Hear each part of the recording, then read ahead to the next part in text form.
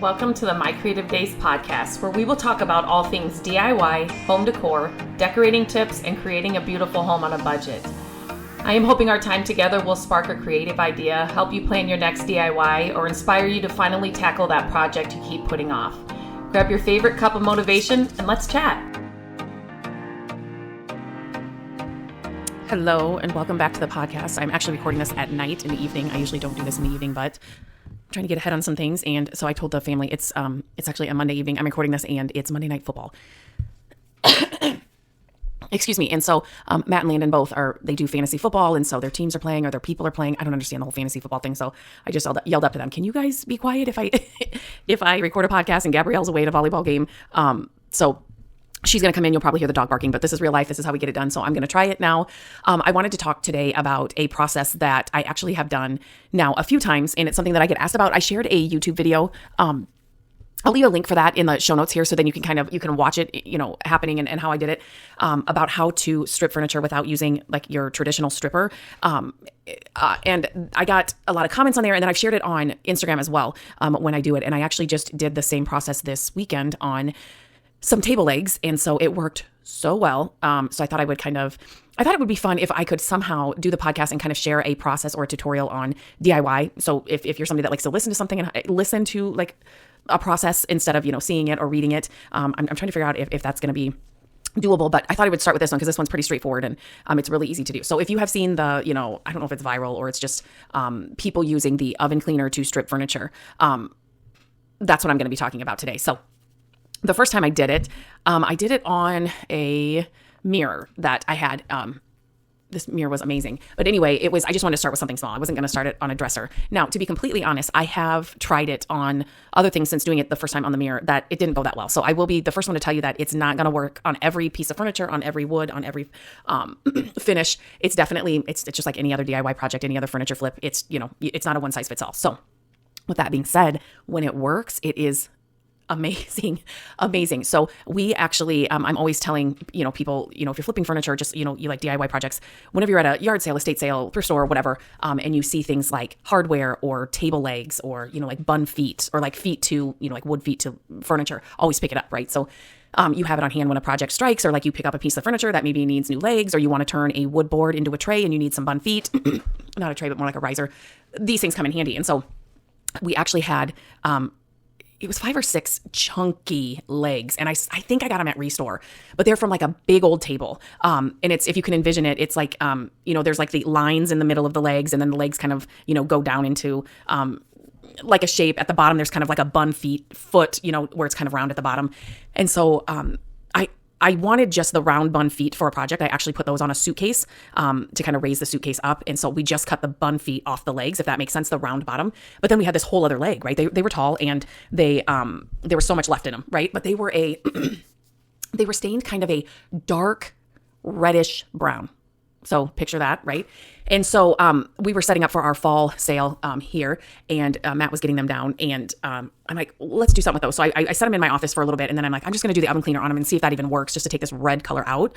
And it worked like a charm. I mean, it was even easier than the mirror that I did. I couldn't believe it. So basically, it's super simple. So you're just going to, it's oven cleaner, and I have found that the generic works just as good as the, Easy Off. So if I'm buying it, I'm going to buy the generic. It worked just the same. The only thing that was really different is that it didn't foam as much as Easy Off, but the process, for me, I have found that it worked the same. So that was the only really difference between the two. And so what I did was I'll just talk about the legs instead of the mirror. I will link to the mirror post as well in the show notes, so you can check that out too. That kind of goes through some of the things that I learned that first time. And so basically I took the legs and I just sprayed them all, not all. I worked one at a time. So you definitely, like if you had a whole dresser, I would work in, I guess it just depends on the size. You just don't want to leave the oven cleaner sitting on there for hours and hours and hours, if that makes sense. It kind of like gunks up, and it's harder to get off. So I shouldn't say the faster you can work, because it's not like you have to do it immediately by any means, but it's just definitely not something you want to let sit for a long time. So if you're going to do this process, definitely know that you're going to see it till the end when you do it. It's not something where you can like kind of paint a piece of furniture and let it sit for a couple days and come back to it. No, you're not going to do that with this. So with the legs, I started with just one. So I'm still getting over a little cold that I had, so I'm sorry, I'm clearing my throat. But so I just wanted to start with one to see how the oven cleaner would work. If you are ever going to try this, I would definitely, I get a ton of questions like on my blog posts and on the YouTube channel or when I share me, doing it on social media. Well, I've got this. Will it work? I can't tell you it's going to work, but I always tell everybody that asks me, just depending on what it is, try it in a little corner or, try it like you've got one, 7 table legs that you want to do. Just try one or try the bottom part of a table leg and see if it's going to work. Cause then you're not fully committed. You know what I mean? Like you haven't sprayed down the whole dresser, sprayed down the whole table leg and like you're out there sanding and trying to get this stuff off for like 4 days. So don't fully commit until you know that it's going to work. So just try it in a little area somewhere and see how it's going to do. So I took the oven cleaner and I just sprayed it on the table leg or like the mirror. I did too. And you don't have to cake it on. You're just going to spray it, and it comes out in this white foam. And you just kind of spray it all so it's covered. And then you let it sit. And now the table legs and I want to say the mirror, I could instantly see the white foam turning like yellow, like it was starting to take it off. And so I knew it was going to work. But with the table legs, even more than that, I would say you maybe want to let it sit for 10 to 20 minutes, just depending. Again, like that's not a set in stone or a rule for every piece, but that's kind of where I was with the sweet spot. I tried it on other pieces where it didn't take that well. And then it was like, oh, I'll let it sit longer. And then it was just a mess. Like it kind of stuck on there. It kind of, like I said, got cakey. Then I couldn't really get it off. I mean, so if it's not going to work, it's not going to work. But when it does work, it's like 15 to 20 minutes, let it sit on there. But after I let it sit on the table legs over the weekend, I came out and the reddish brown, whatever finish stain that was on the legs, it was like clumped on the legs. It was, all I needed was really a toothbrush and it was like coming off in like globs, if that makes sense. I did inside my blog post, that I'll link there is a certain brush that I like to use and I would highly recommend it. It's a wood handled brush, that you have like in the kitchen. I would highly recommend getting one of those when you do this process because it's like just the amount of brush you need. The toothbrush, it was just funny because the big globs are coming off, but I definitely use the wood handled brush to get most of it off. So all I did is once I let it sit, it was gloopy and yucky. I made sure that I had like a big piece of cardboard, which in the end it kind of deteriorated because you use water with it too. So you basically need a brush, you need your oven cleaner, you need your piece. Obviously, you'll need some water, maybe a toothbrush. I just had one there and it was just coming off so easily, so I use that too. And then at the end, you'll need some sandpaper. I think that's pretty much it. I'm trying to think of what else I had over there. I think that was it. So sorry. So once I brushed it off, I had a bucket of water next to me. These are solid wood legs. And yes, guess what? You're going to get the wood wet and it's going to be okay. So I had the solid wood legs. And so I would brush off what I could. And then I'd put the one end of the table leg inside the bucket of water. And then I would brush it really well with that wood handled brush. And so all the gunk would go into the water. And then I would flip the leg over and put the other end in and then kind of brush it down into the water, if that makes sense. You definitely need water to kind of get the stuff off, whatever finish you have. So make sure you have water. And then once I got it kind of all cleaned off, and then guess what I did? I did this with the mirror too. I took a hose to it and I hosed all the wood legs down. And people were, when they see this part of the process, people are like, oh my gosh, that's wood. Now, you're not going to do this to a piece that's got wood veneer on it, or that has the wood veneer is kind of peeling in areas. You're definitely not going to do it. You want a solid wood piece to do this on. And you're not sitting the wood inside like a tub of water overnight or for 3 days. So I would scrub it all in the bucket and then I would pull it out and I'd set it on the driveway. And then I would just make sure that I rinsed it all off with the hose. And then I would just let it sit outside for it to fully dry. Do not gauge if you've got most of it off or not until it's fully dry, because when it's wet, it's going to look like it's not working at all. So definitely wait till it's fully dry and you will see the magic happen.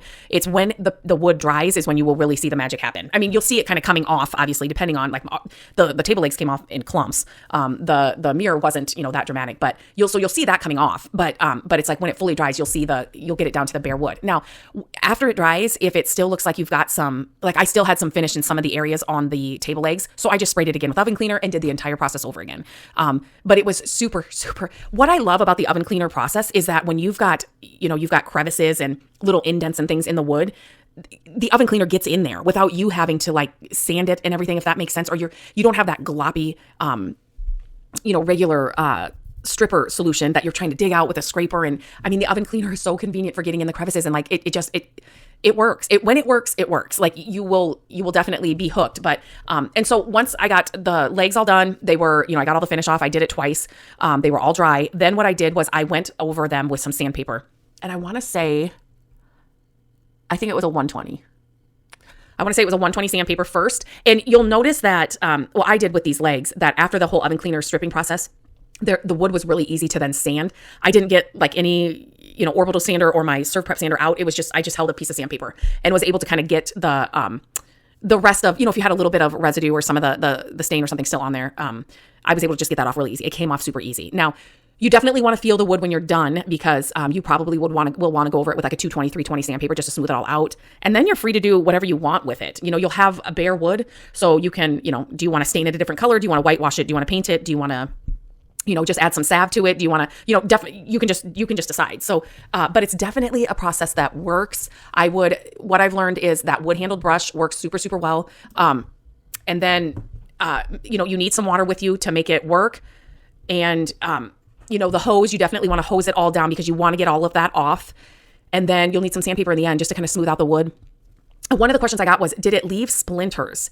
And so now neither one of the projects that it really worked on for me left splinters, but on the table legs, like I definitely wanted to smooth out the wood, if that makes sense. It was like raw wood, so I definitely wanted to smooth that out with some sandpaper, but I didn't get any splinters, if that's a question, or if that's something you're wondering.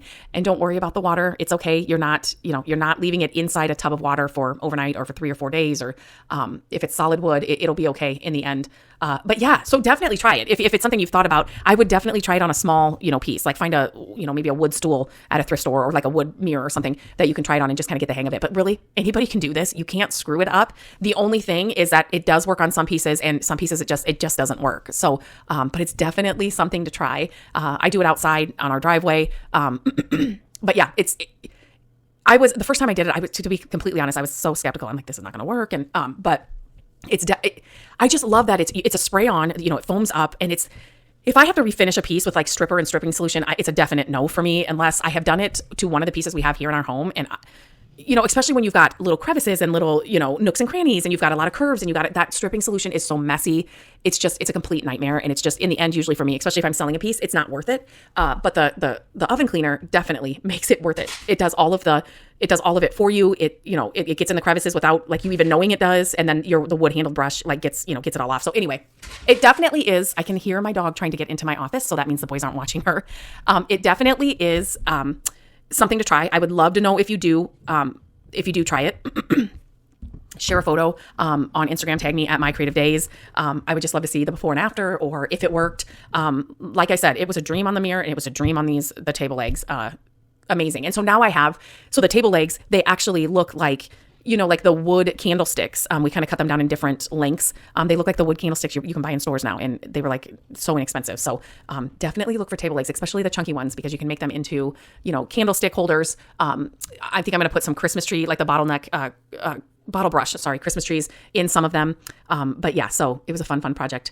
And it's definitely a process you need to try. So if you try it, let me know. I would love to hear from you. And until next time, I hope you guys have a great day, and I will talk to you soon. Hello, friends. Thank you so much for listening to the podcast. I am grateful that you tune in every week and that you share the show with your family and friends. I love having creative chit chats with you, and my hope is that this podcast will inspire you to try a new project, start a DIY that you've been putting off, and decorate your home exactly how you want it. There are a few ways you can help us with the podcast. Follow the podcast so you don't miss an episode. And if you could take a few minutes to leave the podcast a review, that would help us so, so much. Again, thank you for being here, and I look forward to our chat next week. Bye-bye.